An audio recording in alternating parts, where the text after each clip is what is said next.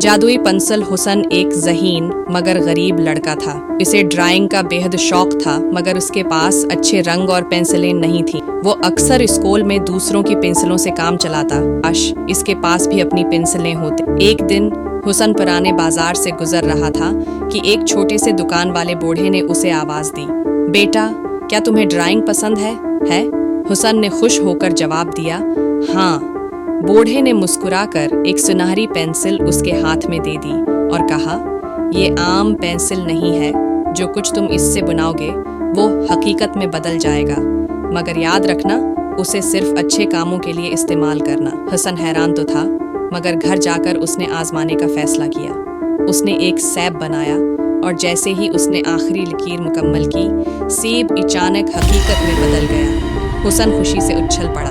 अगले कुछ दिनों में हुसन ने उस पेंसिल से कई चीज़ें बनाईं, खाने के लिए रोटी, अपनी माँ के लिए कपड़े और यहाँ तक कि अपनी छोटी बहन के लिए एक खिलौना।